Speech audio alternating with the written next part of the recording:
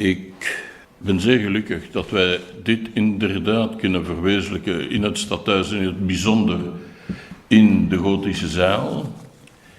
Paul was iemand die inderdaad het huis heel goed kende. En wij hadden een specifieke vriendschap, hij en ik, buiten de andere vrienden van hem natuurlijk, die ertoe gebracht heeft natuurlijk dat hij vaak en dikwijls met mij eventjes de stad inliep. Als u begrijpt wat ik bedoel. Son rôle a été particulier, j'y reviendrai, mais spécifiquement sur le rôle de la mémoire. Paul, en étant avec d'autres, Henri, l'un de ceux qui ont pensé à la création de la Fondation Auschwitz, et ils ne sont pas les seuls, a fait un acte absolument extraordinaire qui a rendu impossible, évidemment, que dans le futur, on puisse se permettre d'oublier ce que cela représentait. Parce que ce qui s'est passé est un cas, je pense, très particulièrement unique dans l'histoire de l'humanité.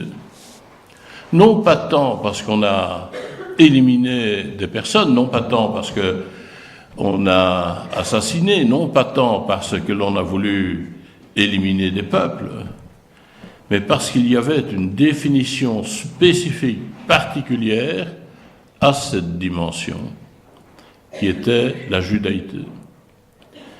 Et ça, c'est une espèce de contradiction absolument incroyable, je pense, personnellement, par rapport à tout ce que la science nous a démontré dans le cours du temps. Nous descendons tous de la petite Lucie dans le rift africain, mais je veux dire qu'on a une origine unique, une origine première, et que donc on soit blanc, rouge, jaune, noir, qu'on ait un GSM qui sonne ou pas, qu'on ait une option philosophique particulière, on est de la même espèce. Il n'y a pas de race dans l'humanité. Et je crois que Paul était tout à fait d'accord avec ça, même s'il conservait dans sa tête l'idée que la culture peut à certains moments donner des dimensions particulières à une façon d'être, à une façon de comprendre, à une façon d'appréhender. Il faut savoir que durant la Seconde Guerre mondiale, 37% des Juifs qui vivaient dans le Grand Bruxelles seront déportés. Cyniquement, je dirais, on a été inférieur à pas mal d'autres villes. Mais humainement, je dirais, c'est trop. C'est 37% de trop. Et je crois que cela a marqué évidemment cette ville, et c'est pour ça d'ailleurs que j'avais pris avec un certain nombre de personnes d'ailleurs l'initiative de faire une analyse sur ce que cela représentait par rapport à la cité. En dat was in september 2012, waar wij inderdaad de herinnering hebben kunnen vieren aan, of als dat vieren mag genoemd worden, in ieder geval organiseren, aan al diegenen die inderdaad omwille van de administratie van de stad Brussel werkelijk het lot gekend hebben dat zij gekend hebben en onder wie zodanig velen niet zijn teruggekomen. Parce que il est trop facile à un moment donné de se donner cette dimension à la Eichmann. C'est pas moi je faisais qu'obéir aux ordres, c'était organiser administrativement ce que cela voulait dire. Vous relisez Hannah Arendt et vous verrez ce qu'elle dit à ce sujet. Eh bien, c'est insuffisant. Je pense qu'il faut oser aller plus loin, oser prendre les choses dans leur source et dans leur réalité.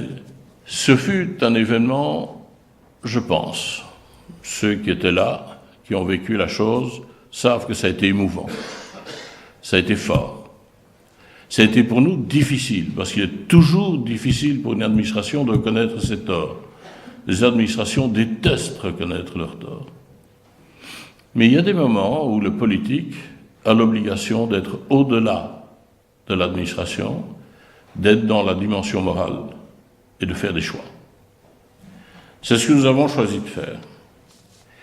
Mais aujourd'hui, ce qui est surtout essentiel, c'est qu'on parle d'une personne. Cette fois-là, on parlait de tous. Aujourd'hui, on parle d'une personne, mais qui est représentative à mes yeux de beaucoup. Pourquoi est-ce qu'il est représentatif de beaucoup? Paul Alter, Paul, notre Paul, c'est parce que il y a plusieurs liens qui le rattachent à moi. Le premier, c'est qu'en 1936, il devient président des Faucons Rouges. Alors, excusez-moi, si vous voulez que je vous dise, c'est une organisation de mon parti, c'est une organisation de ma tendance, c'est une organisation de ma philosophie, mais surtout, ce qui est intéressant, je ne sais pas si quelqu'un le répétera, mais c'est qu'il y a découvert ce phénomène extraordinaire d'empathie, cette envie de comprendre l'autre, cette envie de l'entendre et néanmoins de l'organiser, cette envie de savoir. En 1940, il est à l'ULB. Il est à l'ULB, il n'a pas fait partie du groupe G à ma connaissance, mais il a fait partie, et c'est tout aussi remarquable, bien évidemment, de l'armée belge des partisans armés. Alors d'aucuns peuvent penser que c'était trop à gauche. Moi je pense que dans la résistance, on n'a jamais trop quelque part, mais qu'il faut porter sa conscience de la façon dont il l'a fait. En dat heeft toegelaten dat een aantal studenten natuurlijk verder te gaan studeren. De ULB is inderdaad een bijzondere universiteit geweest in die jaren, omdat zij de enige is geweest die gezegd heeft, wij doen dat niet voort onder het gezag van de Duitsers en in het bijzonder de nazi's. Et puis, il est très vite devenu un commandant de corps, ce qui veut dire qu'il était très actif, ce qui veut dire qu'il était très volontaire. Je pense que les militaires doivent comprendre ça. Et il a été arrêté et il a vécu évidemment ce que représentent les camps. Je ne vais pas m'y attarder parce qu'il y a une suffisance de documents, et de plus en plus d'ailleurs, et y compris sur les films qu'on retrouve des soldats de l'époque, de témoignages sur ce que les camps ont été. Et c'est la barbarie la plus totale qu'on puisse imaginer. J'ai jamais compris comment certains ont survécu en tant que gardiens de camp à ce qu'ils faisaient. C'est incompréhensible, c'est insupportable, c'est injustifiable. Et si c'est injustifiable, alors sur quoi ont-ils fait ce qu'ils ont fait? Paul a survécu heureusement à cela, ce qui lui a permis d'être, depuis 1980, puisque je vous ai déjà dit qu'il avait créé la Fondation Auschwitz, de voorzitter van deze stichting. En dat is in mijn ogen van het grootste belang, want die stichting, jullie stichting, heeft altijd ervoor gewerkt om de herinnering van het fenomeen, het geheugen, te blijven waarmaken, te blijven zeggen, je moogt niet vergeten wat mensen inderdaad aan mensen kunnen doen.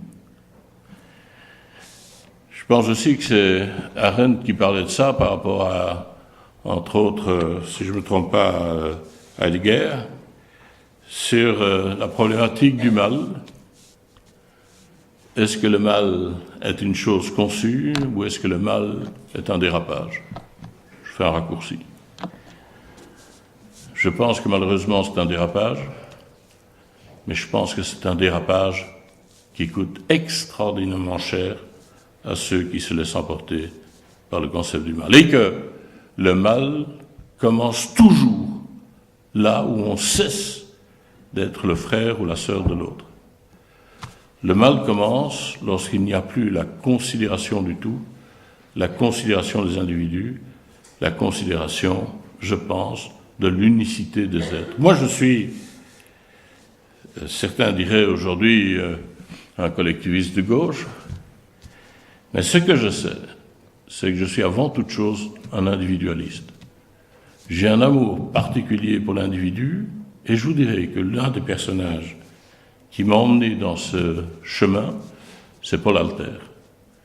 Il avait une conscience aiguë de ce que l'individu pouvait être, et c'est pour ça qu'il avait des amitiés au-delà, tant de la philosophie qu'au-delà de la politique, qu'au-delà de ce qu'on pourrait appeler, moi j'aime pas, mais faisons-le, l'ethnique, il était véritablement, en tous les cas dans ce qu'il m'a dit et ce que j'ai appris de lui, een universalist.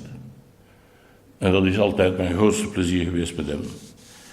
Hij was actief, hij was voor de vrijheid, hij was voor de waardigheid, hij was werkelijk een van de vertegenwoordigers van het vrij denken, hij was antidogmatisch, ce qui manque peut-être aujourd'hui in certaines Flandres, et avec la Fondation Auschwitz, dans tout ce qu'il a fait, toujours, tout le temps, avec ses amis, comme Henri, il a continué à militer, parce que militer n'est pas un terme abscon ni vulgaire, à militer pour la mémoire, à militer pour la dignité, à militer pour la dignité.